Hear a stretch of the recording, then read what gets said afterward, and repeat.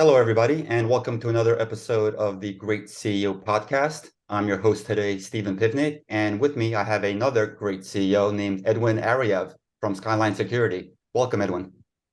Hey, Stephen, thanks for having me. Yeah, you bet. Great to have you. So, Edwin, in a couple of words, if you can just tell our viewers a little bit about yourself and a little bit more about your company, that would be great. Yes, my name is Edwin Arroyave. I'm the CEO and founder of Skyline Security and Skyline Smart Energy. They're both professional sales service installation companies for home security, home automation, and solar products. The home security company I've had now for 24 years. I started that company when I was 21 years old, and we're bigger than we've ever been, so that's exciting. And started out of a garage? Pretty much. And Yep. then the solar company, I just started 2 years ago, and I was forced to get into solar because I had lost, at the end of 2020, I lost 25% of my sales force to solar competitors. Oh, wow. What I realized was if I didn't start a solar company pretty quick, I was going to get eaten alive by my competitors on the solar side that were just going after my home security salespeople, because solar was the new shiny toy that everyone was going after. Okay. Interesting. So speaking about competitors, I'm sure that there's other security companies in your space.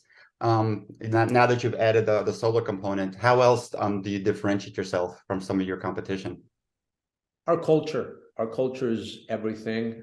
It's the reason why we've had such explosive growth the last 3 years has been our culture. And I think culture, as simple as this sounds, basically starts with the art of honoring people.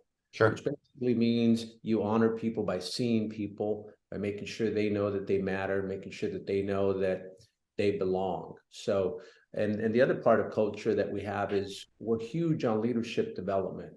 Right. One of my goals at our company is that we want to create the most 6, 7, and 8-figure a year earners that our industry has ever created. And in order to do that, I need to build people's identity, because our platform allows people to make that kind of money. But if I can't get their identity to believe that they can make that kind of money, they'll never make the money. So we're huge on education. That's part of our culture. And the beauty about education, I believe it's the #1 component to loyalty, because you educate people, you establish, as long as they can tell that what you're teaching them is valid, it automatically establishes that you're an expert in your field. Second, which is the most important part, it creates empathy. It shows people that you care about them. And at the end of the day, that's all people want, is for someone to care about them. And the fact that you're taking the time to train people on things that normally they wouldn't get trained on, it shows them that you care about them. And then the other thing it does when you educate people is it shows people you're willing to go that extra mile for them. And I believe everything in life is reciprocal, which basically means that whatever you give is what you get.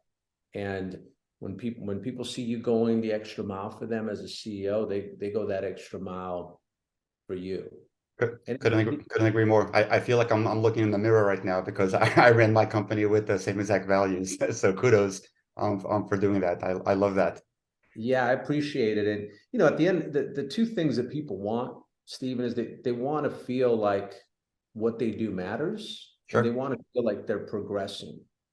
So again, the education part is a big deal, because you could show people that they're progressing. More than money, people just want to know that they're growing as people. Absolutely. You do very well. And then the other part of our culture is we've literally turned our business into a sport. I'm in the dream making, creative millionaire leadership development company that just happens to be in home security, that just happens to be in solar. We've literally turned our industry into a sport, into competition, into a recognition. So those are all things that we do, and it's really what sets us apart from the competition, and it's why it's so hard to recruit against us. That's awesome. And I love the fact that everybody, when they're in a meeting with you, sees the Rams helmets right behind you. Oh, yeah. I'm a big Rams fan. I can tell. Yeah. So, Are you a Giants fan? I'm from the East Coast, so I'm a Giants fan. Yeah, that's what I figured. So, what percentage of your revenue is recurring revenue versus like one-time installation implementation revenue? So our reoccurring revenue is 10%. Okay. What we do is we sell our contracts to Brinks Home Security. So Mm-hmm. Brinks is, we are their number one authorized dealer, basically means we're their distributor. Okay. And what we do is we do all the sales, we do all the installation, we do all the service. Brinks is basically our finance company, and they're Okay. also the company that does the monitoring. We keep 10% of our reoccurring revenue, Okay. which is about up to about 6 mil a year. Got it. Okay. Great. Great. That So, gets better as we continue to obviously submit more deals. This year sure. we'll do, just to give you an idea, we'll do 60,000 installs this year. Okay. 60,000 installs. Wow. That's a lot. Yeah, so it's pretty massive. We're in 36 states. You know, again, like anything, you know, people see the growth we're having, but we had a very hard time at the beginning of 2021. It was probably one of the hardest times in my 24-year career as Sure. a CEO. And it was 10 months that were, again, tough, but like anything, anytime you're going to do something great, you're going to have to go through some struggle, and 100%, but go you through got through it. 21. So is there opportunity to get into 14 more states? Is that on the growth plan? There is, yeah. So the growth plan is to be in all 50 states. Right now, our three biggest states are Florida, California, Texas, and Florida. Okay. Some of the biggest states in the country. Yeah. So I know it's tough. Being a former founder myself, often it was hard for me at times to delegate some stuff. Can you walk us through like a really, really important thing that you've recently been able to delegate to somebody else on your team? Well, running both companies, I'm the CEO of both companies, and one of the things that I've had to do lately on the solar side is just delegate a lot of the operational stuff to our VP of Ops, who we just promoted to a COO, but he's pretty much taking care of everything from A to Z on the operational side, which includes the installs, it includes all the designs, and includes all the operational stuff. Understood. Got it. How many hours a week do you work? A lot of CEOs like to hear how many hours other CEOs work and how they specifically split up their time throughout the week. How do you do so?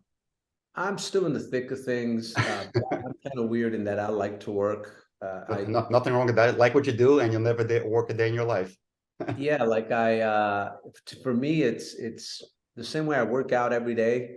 I'm just a better person when I have, like, even on a Sunday, if I could get like 2-3 hours of work in, I just feel good, right? Sure.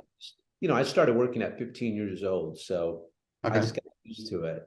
And but I'm probably still putting in a good 12 hours to 14 hours a day. Okay. Get Wow. up really early. I get up at typically about 5, and then I usually do my 1 hour of personal me time Hmm. where I like to do a little gratitude exercise. That's Sure. kind of a non-negotiable thing for me. I like to read a little scripture. I like to read anywhere from 3 to 5 pages of a book that I'm reading. Then from there, I head on to the gym, get back around 7:30, have a little quick breakfast with the kids, Yep. go on, and I'll start my day about 8:30. And then Lo from lo love the morning 8:30, routine. I'm a big fan of a religious morning routine, so it's great to hear you doing the same. yeah, that's everything for me. I'm a big high intensity workout type guy. And, early in my 20s and 30s, I did it for vanity reasons. Now I just do it for They're to stress. stay in shape. Yep. Yep. And, it's just something to be said about when you work out like that. It doesn't matter what comes at me in the morning. Like, my muscles are so relaxed. I'm so relaxed from my workout that I'm just Sure. like, I don't get phased in No, the that's fantastic. That's great shield, to build up on first thing every single day. yeah. So wow, that's a lot of hours and on weekends. So what do you So do for fun? weekends, so weekends, I'll put like 3 hours. I like to put in 3 hours each day.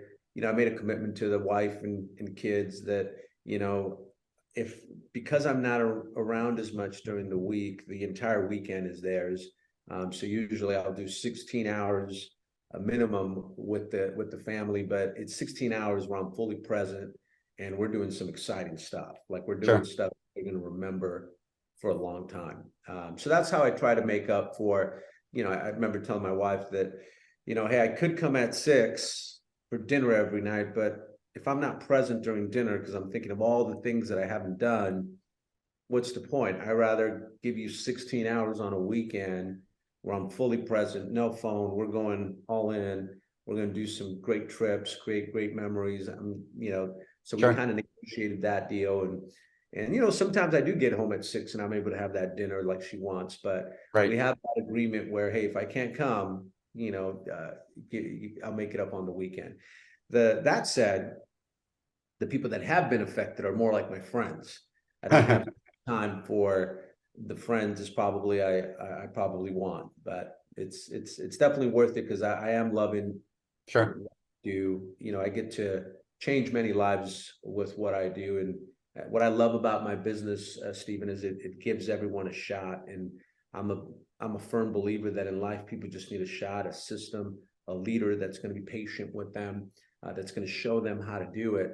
And I'm a firm believer because I'm a byproduct of that. At 15 Sure. years old, I was so timid and so shy that I couldn't get a job to save my life because during interviews, I get so nervous that I start stumbling my words and I start sweating, like profusely sweating. Wow. So I'm not the only one that did that back then. Yeah, I did exactly. that during sales calls all the time. It was Yeah, that was amazing. no kidding. Wow, that's a great thing to have in common for you and I. And remember, I got a buddy of mine that says, "Hey, Edwin, I found this company. They hire anybody. Just show up and they'll hire you." So I'm thinking, okay, this is my ticket. I'm finally going to get hired. I show up, and 2 minutes into the interview, the guy's handing me over a paper towel because he's seeing me sweat. And then I get even more nervous. And Right. now I'm just like, by the end of that interview, I look like I ran a marathon.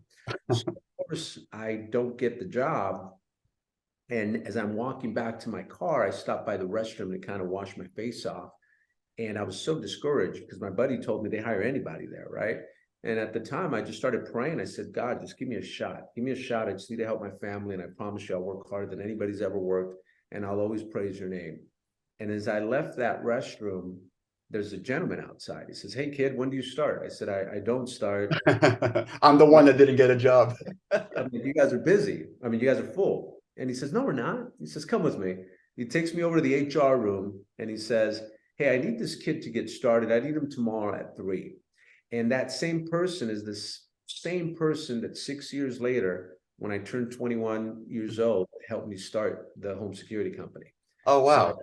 I'm a byproduct of one person giving me a shot. And now I love being able to give people that same opportunity that I was given. So That's amazing. So that basically seems like that your entire um focus is sent your CEO-ship is centered around that philosophy. 100%.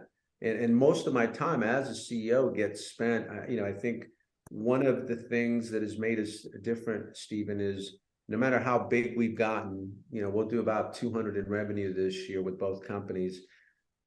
I want to keep that small company feel to us. That's And I'm fantastic. telling my operational team and my executive team, don't matter how big we are, I want us to keep that small company feel. And Well, so that's fantastic. Well, congratulations on everything you've accomplished so far, and best of luck to you going forward. And thank you for joining us today. yeah, thank you, Stephen.